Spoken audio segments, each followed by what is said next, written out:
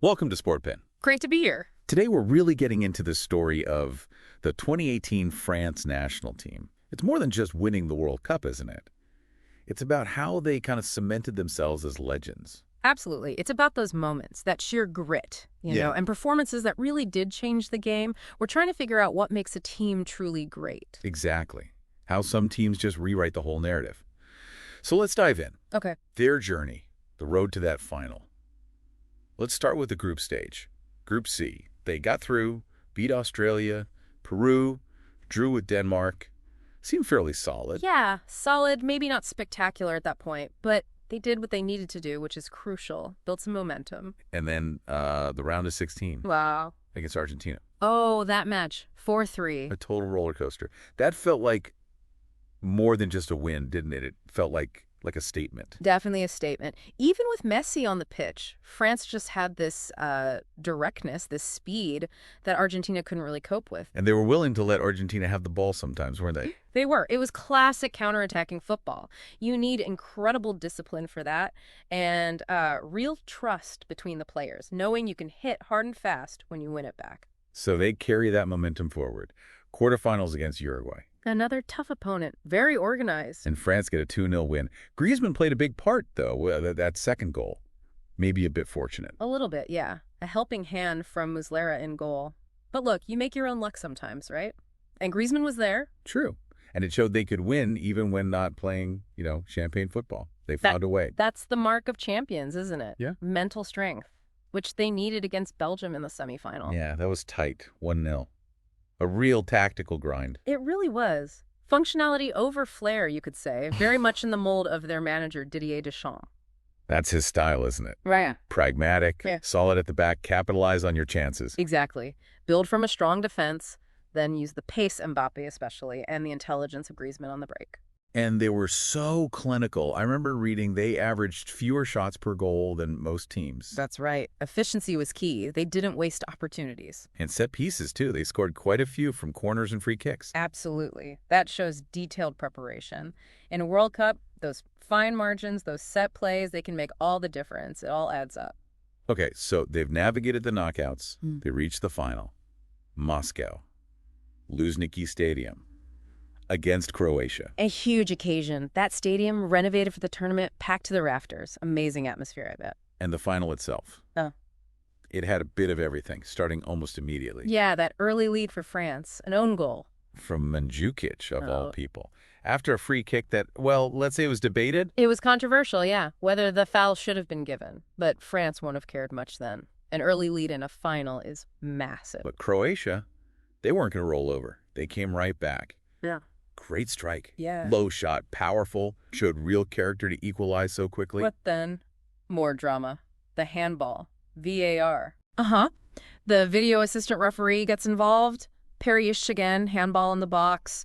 Penalty to France after the review. Another huge moment, and another controversial one. Pundits were definitely split on that one, but the ref gave it. Griezmann steps up. Cool as you like. Sends the keeper the wrong way. 2-1 France at halftime. That penalty felt like such a momentum swing, just as Croatia were maybe getting on top. It really did, and France came out for the second half and really took control. Paul Pogba gets his goal, took 2 attempts, his first shot was blocked, but he smashed the second one in. Brilliant finish. Showed his power and technique. 3-1. And then the moment that sealed it for many. Kylian Mbappe. What a talent. Scores from outside the box. Yeah. And become only the second teenager ever to score in a World Cup final. After Pelé in 1958. That's some company to keep. Incredible. That goal felt like, the confirmation. France were heading for the title. His pace, his finishing, just phenomenal throughout the whole tournament. Even though Croatia got another one back late on. Yeah. Mandzukic again, this time taking advantage of a mistake by Loris. A rare error from the French captain. Made it 4-2, but the result wasn't really in doubt by then. The final whistle blows. France are world champions again. Their second title. And deservedly so. Looking at the whole tournament, key players really stepped up.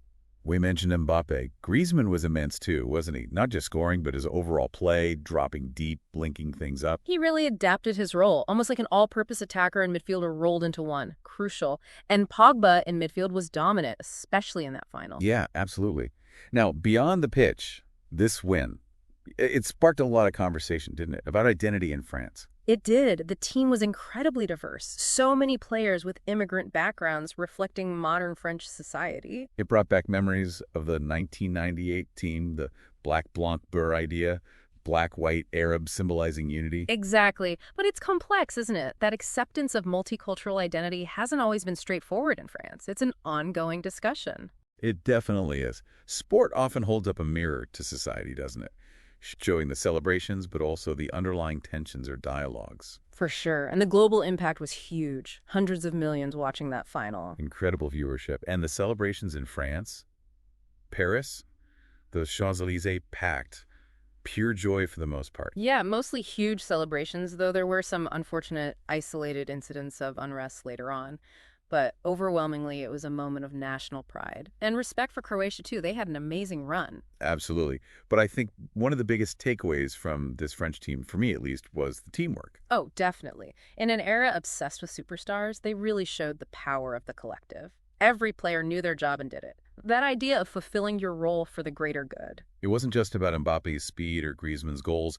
It was how they all fit together. How Kanté covered so much ground, how the defenders held firm. It was a system, well coached by Deschamps. They executed the plan. It's a testament to leadership, strategy, and just that shared belief. They were a unit. Go gangster. That collective desire was palpable. You felt it. This wasn't an accident. It was the result of, planning, belief, and just immense talent working together. They faced down challenges, adapted when needed, and wrote their names in history. So the 2018 France team, their victory was more than just lifting a trophy. It was strategy, leadership, diversity, unity, all coming together. A really compelling story. It really was. And it leaves you thinking, what's the lasting legacy? How will this team, this victory, inspire people moving forward on and off the pitch? Great question to ponder. Their journey definitely offers lessons about teamwork, identity, and just achieving something massive together. Thanks for listening to Sportpen.